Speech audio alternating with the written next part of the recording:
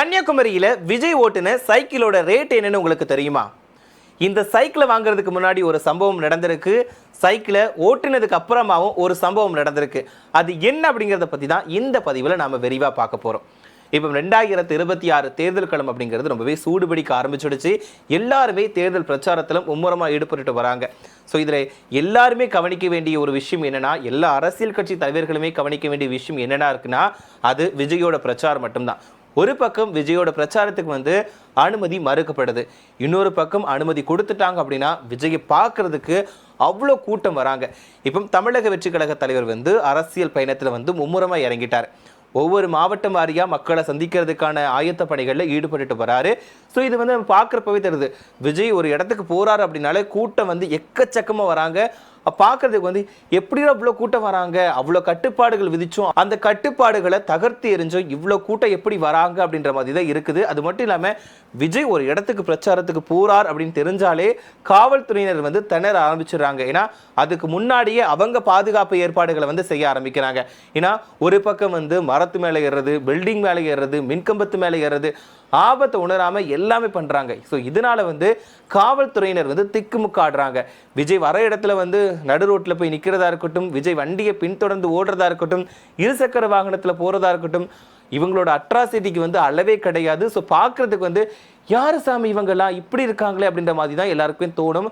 அந்த அளவுக்கு விஜயோட பிரச்சாரம் அப்படிங்கிறது ரொம்பவே சூடு பிடிக்கும். இதுல விஜய் இப்போ ஒரு புது ஸ்டைலை கொண்டு வந்திருக்காரு. அதுதான் ரோட் ஷோ. எல்லாருமே இப்போ பிரச்சாரத்துக்கு போனாங்கன்னா என்ன பண்ணுவாங்க, காரில் தான் ரோட் ஷோ போடுவாங்க. ஆனால் நம்மளுடைய விஜய் என்ன பண்ணுவார் தெரியுமா, சைக்கிளில் ரோட் ஷோ போகிறாரு. ஃபர்ஸ்ட் டைம் காரைக்குடியில் தான் சைக்கிள் ஓட்டி பிரச்சாரம் பண்ணார் விஜய். ஸோ அது ரொம்பவே வைரலாச்சு. ஸோ அதுக்கப்புறமா இந்த ஸ்டைலை இப்போ கன்னியாகுமரியிலையுமே விஜய் கடைபிடிச்சிருக்கார். ஏன்னா பொதுமக்களுக்கு மத்தியில் சைக்கிள் ஓட்டிக்கிட்டு போயிருக்காரு. ஸோ இவர் சைக்கிள் ஓட்டிட்டு போகும்போது அத்தனை பேர் அவரை பின்தொடர்ந்து ஓடுறாங்க.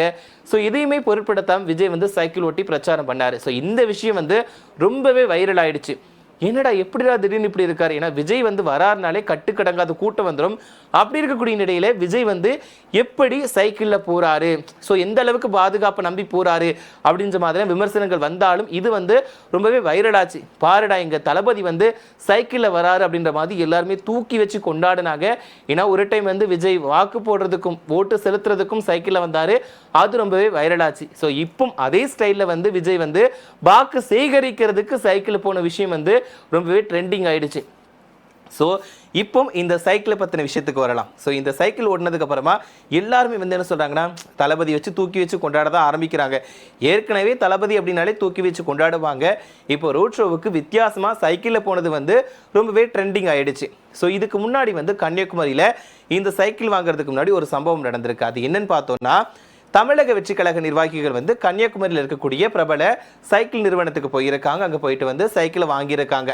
அப்போ 3 சைக்கிள் வாங்கியிருக்காங்க. ஆனால் அந்த கடைக்காரங்களுக்கு யாருக்காக வாங்குறாங்க, எதுக்காக வாங்குறாங்க அப்படிங்கிறது தெரியாம தான் இருந்திருக்கு. அப்போ சொல்லியிருக்காங்க, சைக்கிள் ஹைட்டாக இருக்கவங்க ஓட்டணும்ப்பா, அதுக்கேற்ற மாதிரி ரெடி பண்ணி கொடுங்கன்னு சொல்லியிருக்காங்க.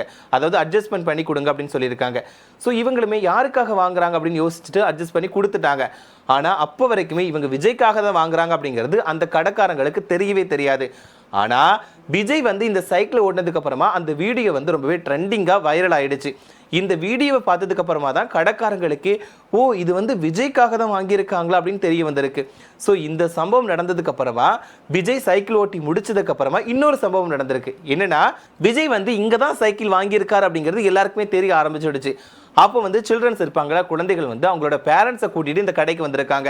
எங்களுக்கு விஜய் மாமா ஓட்டினா அதே ஒயிட் கலர் சைக்கிள் தான் வேணும் அப்படின்னு சொல்லிட்டு நிறைய பேர் கடைக்கு போயிருக்காங்க. ஸோ டிமாண்ட் அதிகமாகிடுச்சு. ஸோ கடைக்கு நிறைய பேர் வர ஆரம்பிச்சு எல்லாருமே எங்களுக்கு விஜய் ஓட்டினா ஒயிட் கலர் சைக்கிள் தான் வேணும்னு கேட்க ஆரம்பிச்சிருக்காங்க. ஸோ அதனால அந்த வெள்ளை கலர் சைக்கிளுக்கு ரொம்பவே மவுஸ் அதிகமாகி டிமாண்ட் ஆயிடுச்சு.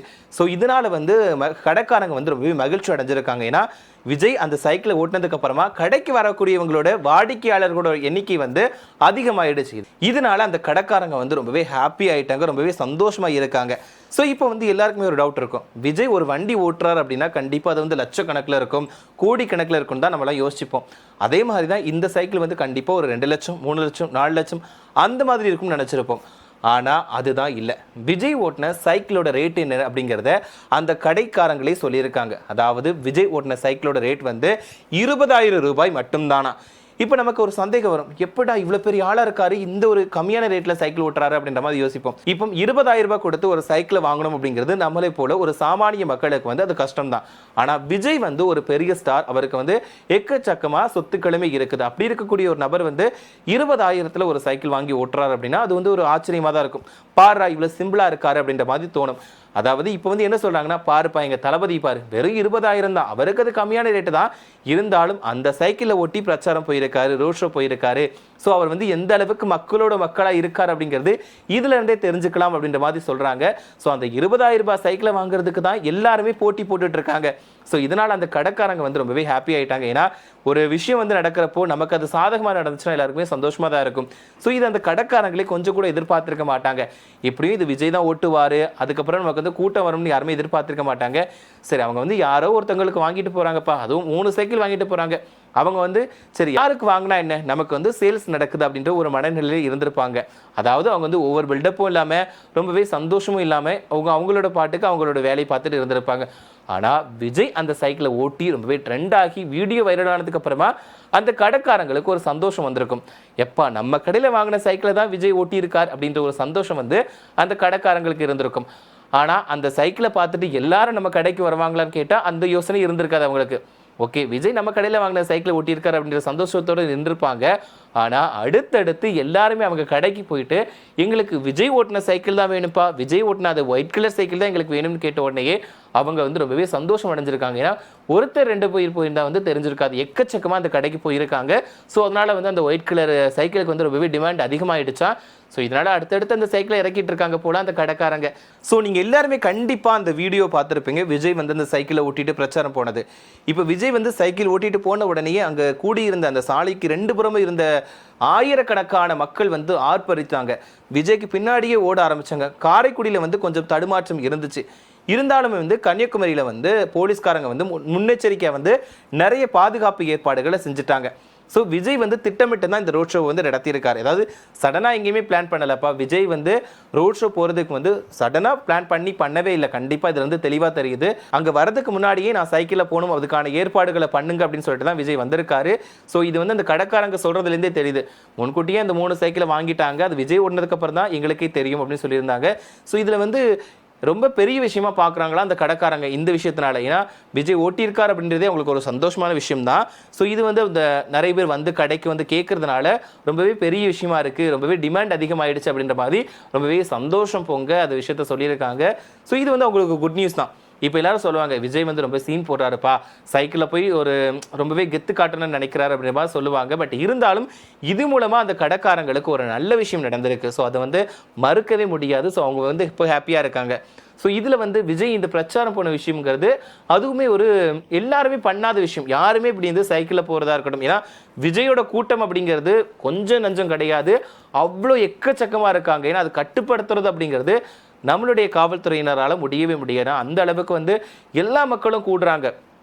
இப்போ நம்ம நிறைய டைம் சொல்லியிருப்போம், விஜய் போகிற இடங்களில் அந்த பிரச்சனை நடக்குது, இங்கே இப்படி இருக்குது அப்படி இருக்குதுன்னு சொல்லி அவ்வளவு குற்றச்சாட்டுகள் வச்சு நம்மளே கூட சொல்லியிருப்போம். ஆனால் அது எல்லாத்தையுமே பொருட்படுத்தாமல் விஜயை பார்க்குறதுக்கு அத்தனை மக்கள், அத்தனை இளைஞர்கள், பெண்களுமே எக்கச்சக்கமாக வராங்க. ஸோ அது மட்டும் இல்லாமல் விஜய் பார்த்தாலே கண்ணீர் விட்டு அழுறாங்க. ஏன்னா எவ்வளோ ஒரு ஏக்கம், எவ்வளோ ஒரு பாசம் இருந்தால் இந்த மாதிரி நடக்கும்னு தெரியல. நான் விஜய் பார்க்குறதுக்கு அவ்வளோ கூட்டங்கள் வராங்க. அந்த கூட்டங்களுக்கு மத்தியில் விஜய் ஓட்டின அந்த சைக்கிள் வந்து ரொம்பவே, அந்த விஜய் ஓட்டிட்டு போன சைக்கிள் வந்து ரொம்பவே பெரிய விஷயமா பார்க்கப்பட்டுச்சு. விஜய் வந்து சைக்கிள் ஓட்டிட்டு வராருப்பா, பாருப்பா எப்படி இருக்காரு அப்படின்ற மாதிரி தான் எல்லாருமே சொன்னாங்க. ஸோ இதை பற்றி நீங்கள் என்ன நினைக்கிறீங்க? அதாவது விஜய் சைக்கிள் ஓட்டி ரோட் ஷோ போனதை பற்றி என்ன நினைக்கிறீங்க? அது மட்டும் இல்லாமல் விஜய் வந்து 2026 என்ன ஒரு மாற்றத்தை கொண்டு வர போகிறார்? இப்போ மே 4ஆம் தேதி தான் ரிசல்ட்டு, ஏப்ரல் 23ஆம் தேதி வந்து வாக்குப்பதிவு. ஸோ என்ன மாற்றம் வரப்போகுது? விஜய் வந்து இந்த டைம் வின் பண்ணுவாரா, இல்லட்டா அவருக்கு எத்தனை தொகுதிகள் கிடைக்கும்? உங்கள் தொகுதியில் நீங்கள் எந்த மாவட்டத்தை சேர்ந்தவங்க, எந்த தொகுதியை சேர்ந்தவங்க, அதில் உங்கள் தொகுதியில் விஜய் வின் பண்ணுவாரா மாட்டாரா அப்படிங்கிறத மறக்காம கமெண்ட்ல சொல்லுங்க. இதில் நான் விஜய்னு சொன்னது தமிழக வெற்றிக்கழக நிர்வாகிகள் வின் பண்ணுவாங்களா அப்படிங்கிறத மறக்காம கமெண்ட்ல சொல்லுங்க.